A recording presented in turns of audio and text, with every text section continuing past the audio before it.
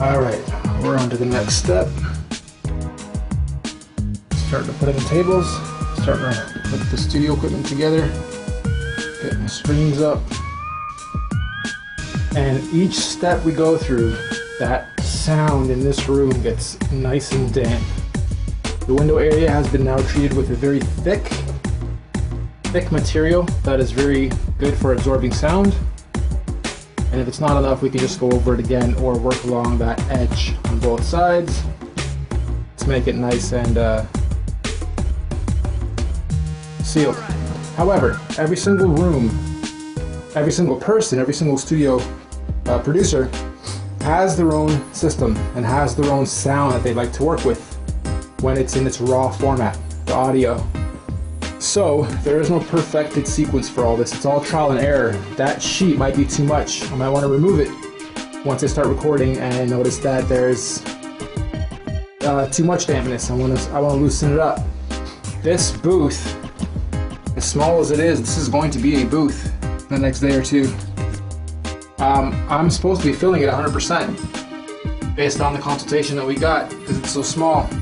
And then if it's too much, if it's too damp, I'm either going to be left with opening the door a little bit to let some of the air in and out, or getting some bass traps, or removing some of the pieces so that it's not covered 100%, but it's more like this, 50 to 75%.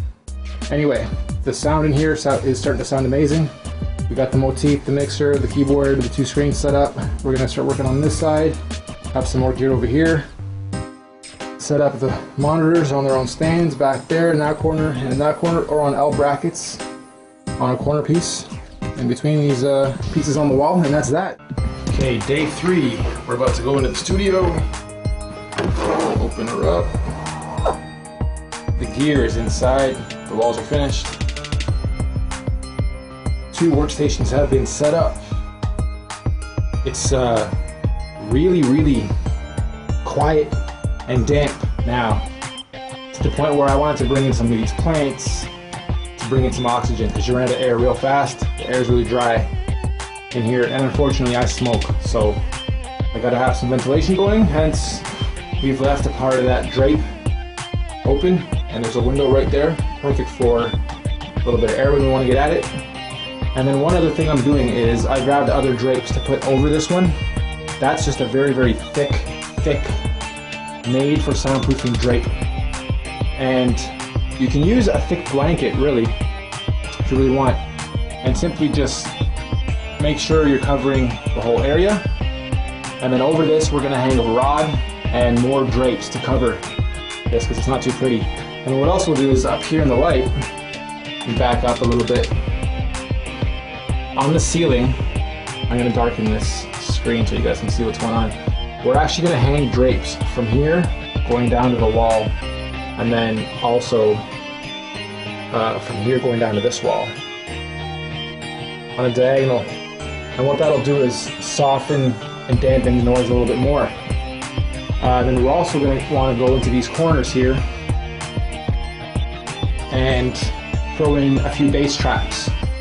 And if you don't know what a bass trap is, it's basically the same soundproofing material, but a big cube of it, and it just traps some of the bass in the room. One other thing we'll do is these speakers, the monitors, they're currently sitting right here. What we'll want to do is get them off the table, because it's vibrating the tables even though they're sitting on the soundproofing. We're going to want to put them on their own stands down there. And the stands we use, for anyone out there that's going out to purchase some of this stuff, wants to make your own studio and have stands, you'll want it perfectly symmetrical. So I'm standing in the middle. Let me get rid of this chair. I'm standing in the middle of the studio right now, and if those speakers were on the floor on stands that didn't have spikes, the whole room would vibrate, the floor would vibrate, whoever's underneath me would get pissed off. But if you can, get stands where on the bottom of the stands they have actual spikes. So the whole stand is sitting on very thick aluminum spikes on the bottom, and then your floors don't vibrate, nothing vibrates. The bass is captured within the air of the room.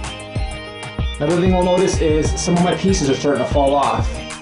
Something I didn't take into consideration is this room heats up a lot with all this equipment. So I'm going to need to go back in here. We've actually purchased tiny little concrete nails and screws and I might want to actually just nail some of these guys in there, because see, that was about to fall off too. The gear's already in here. I can cover everything and keep going with the spray glue, but the spray glue is very messy, and I don't want to get any of that spray glue on any of my material, on any of my tables, on any of the, like, nothing in here. I don't want glue on anything, so I might be opt to just nailing some of these guys in here. Also, what you'll want to notice is I've left this area back here open enough so I can walk back there and get at stuff and open the window or get at the wires. Once we're all set up, this will all be cleaned up, and if you guys have any twist ties or any Velcro strips or any of that, use them efficiently and tie up all your wiring so it's nice and clean. The last thing you want to happen is, just like you see back there, the foam is falling. And if that foam gets at a hot element, it might melt and cause a fire in my studio. Even though these soundproofing bits, the acoustic foam is fire retardant proof, or it's got fire retardant on it, so it's fireproof, but it can still cause a fire. So you want to eventually get all the wires cleaned up so it doesn't look like that, and we'll do that shortly. And then, like I said, we're putting the rod up, we're getting some more of the material to hang from the ceiling diagonally, and then last but not least, we'll get to work on that sound booth.